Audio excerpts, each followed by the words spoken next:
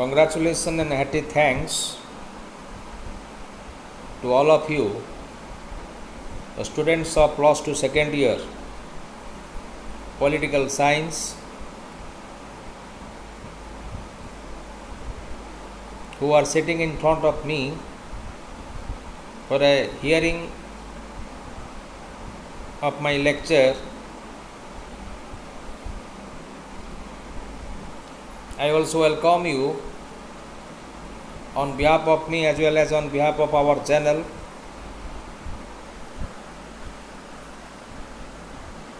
In the previous class,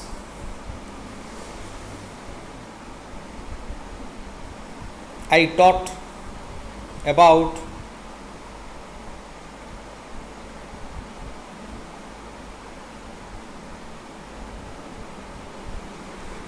the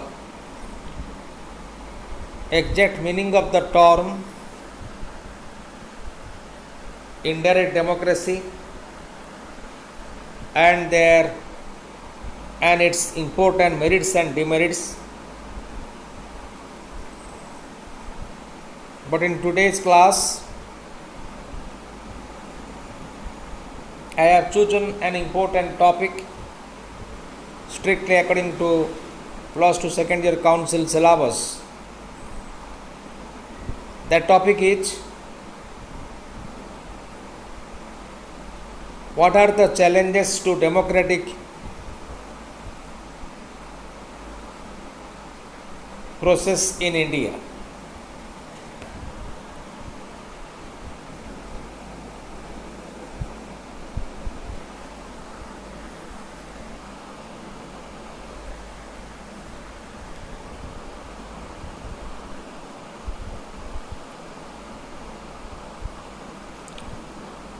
I start discussion on this important topic in Odia language for your clear-cut understanding on this topic. Bharat पृथ्वीर सर्वबृहत गणतांत्रिक राष्ट्र 1950 मसीहा जनवरी 26 तारिख ठारू भारत में गणतांत्रिक शासन व्यवस्था निरवच्छिन्न भाव कार्यकारी होई आसुअछि। सार्वजनीन साबालक भोटदान प्रथा और जड़े व्यक्ति खंडे भोटर प्रचलन भारत में राजनैतिक समानता प्रतिष्ठा करने सहित गणतंत्र को सफल करिअछि।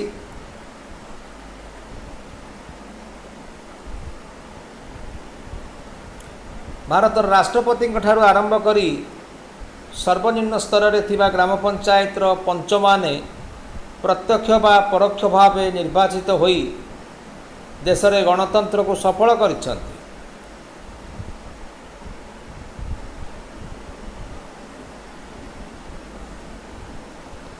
इतिमध्य देश में लोकसभा पाई 17 गोटी साधारण निर्वाचन सहित विभिन्न राज्यर विधानसभा और स्थानीय स्वायत्त शासन पाई निर्वाचन को मुक्त, अबाध, निरपेक्ष और समयानुक्रमिक भाव में परिचालना करी देश में गणतांत्रिक प्रक्रिया को सुदृढ़ करा जायछि।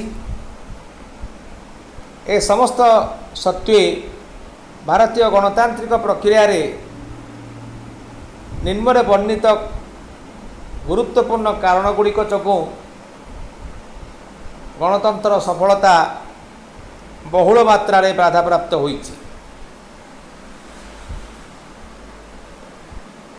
सेतु प्रथम कारण हला असमानता बा इनइक्वालिटी। भारत एक बहुविध समाज। एठारे विभिन्न जाति, धर्म, संप्रदाय, भाषा, संस्कृति और परंपरार लोक माने बसवास करथांती। विविधता मध्यरे एकता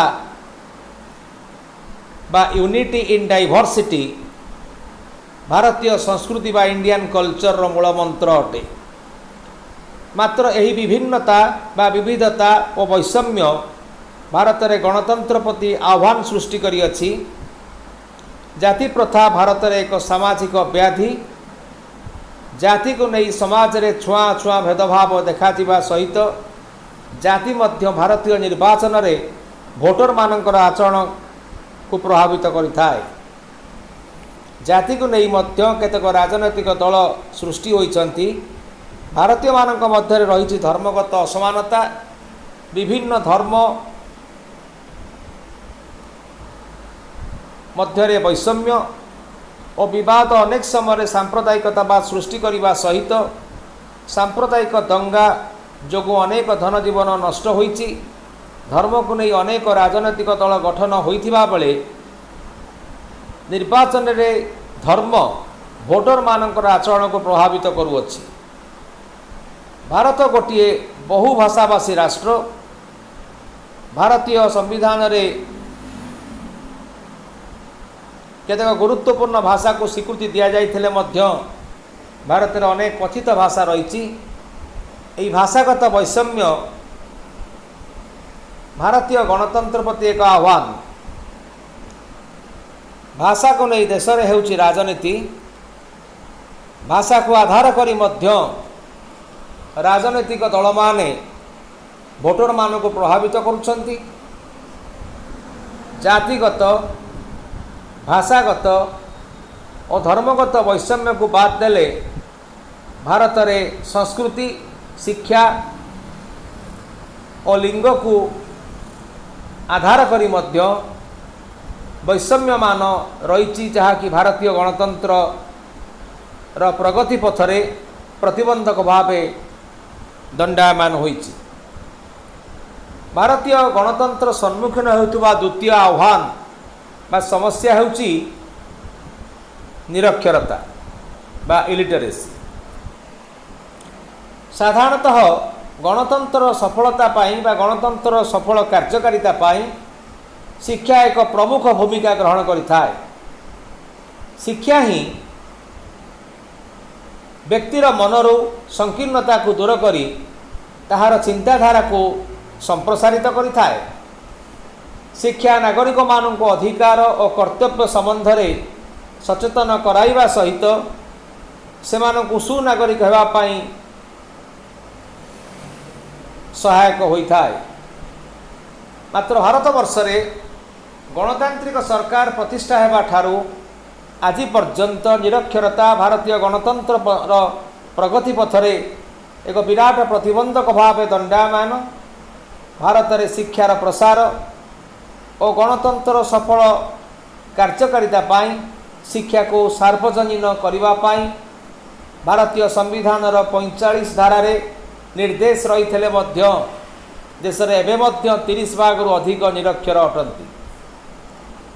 यही निरक्षरता जोगु भारतीय नागरिक माने राजनैतिक क्षेत्र में सचेतन हो पारु नाहांती। सेमाने निजर अधिकार और कर्तव्य संबंध में सचेतन अद्यावधि मध्य नुहंती।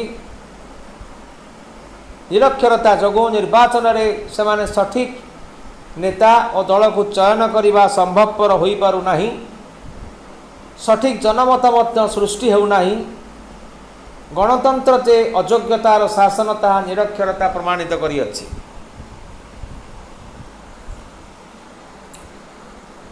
एवं यही भारतीय गणतंत्र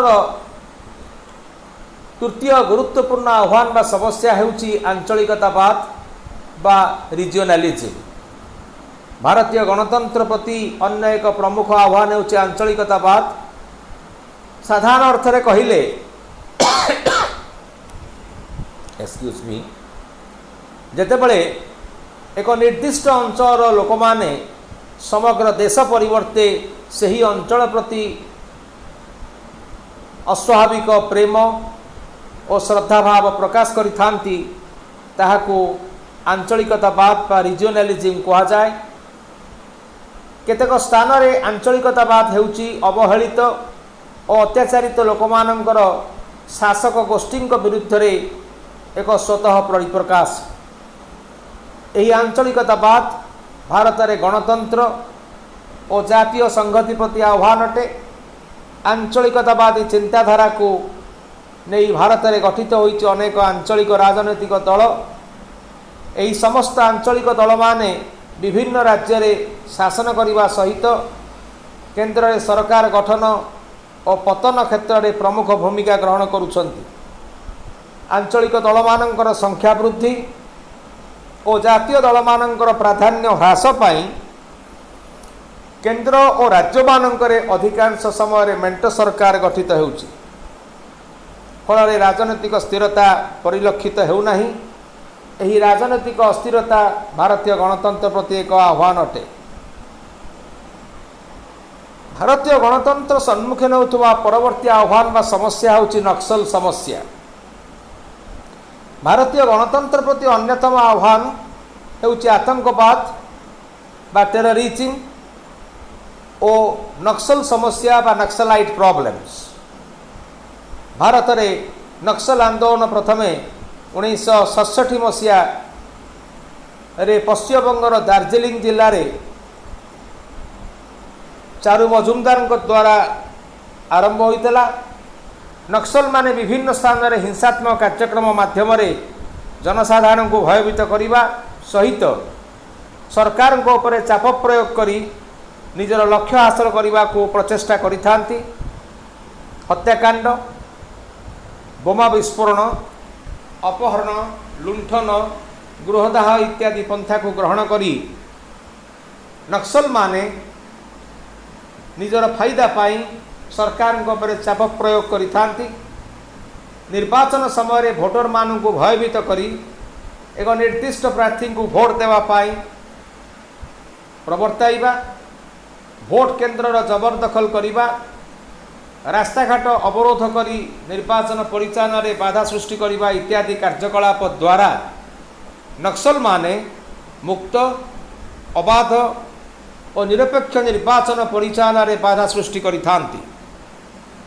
निर्वाचित जनप्रतिनिधि माननकु मध्य अपहरण किंबा हत्या करिथांती।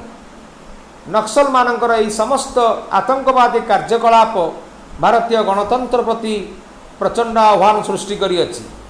विशेषकर पश्चिमबंग, बिहार, झारखंड, मध्य प्रदेश, छत्तीसगढ़, आंध्र प्रदेश और ओडिशा रे एही नक्सल समस्या राज्य सरकार मानक पाई एवं केंद्र सरकार पाई मध्य मुंड व्यथार कारण होई अछि। भारतीय गणतंत्र सम्मुखीन होथुवा सर्वशेष आह्वान बा समस्या होछि लिंगगत वैषम्य बा जेंडर इनइक्वालिटीज। लिंगगत वैषम्य बा पुरुष नारी मध्यरे भेदभाव भारतीय गणतंत्र पाई अन्य एक आह्वान बा समस्या। पारंपरिक भावे भारतीय समाज एक पुरुष प्रधान समाज। Indian society is a male dominated society. आह्वान कारू भारतीय समाज नारी शक्ति को माँ सम्मान देउथिले मध्य समाज रे विभिन्न क्षेत्र रे नारी अवहेलित। प्राचीन कालरू परंपरा भावे भारत रे नारी माननकु शिक्षार वंचित करा जाउथेला।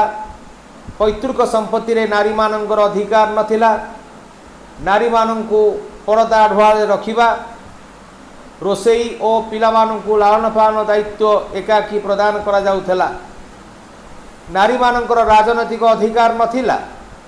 मात्र भारत रे नूतन संविधान कार्यकारी हेबा परे लिंगगत वैषम्य बा जेंडर इनइक्वालिटी दूर करिवा पाई भारतीय संविधान रे विभिन्न प्रकार सांविधानिक व्यवस्था ग्रहण करा जाइछि। सेमानंकु अर्थात नारी मानंकु समान राजनैतिक अधिकार प्रदान करा जाइछि। स्थानीय स्वायत्त शासन व्यवस्था रे सेमानंक पाई स्थान संरक्षण करा जाइछि।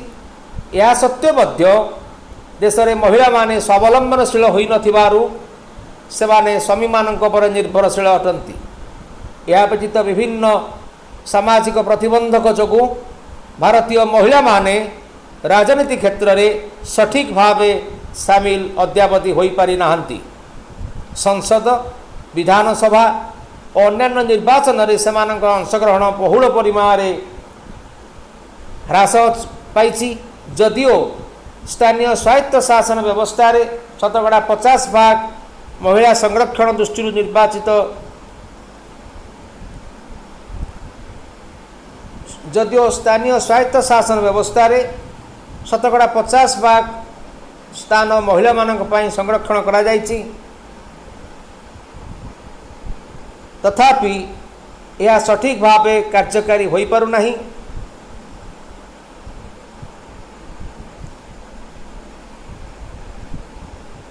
एही लिंगगत वैषम्य भारत रे गणतंत्र सफलता पथरे एक विराट बाधक बा प्रतिबंधक सदृश दंडायमान होइछि। भारतीय गणतंत्र वर्तमान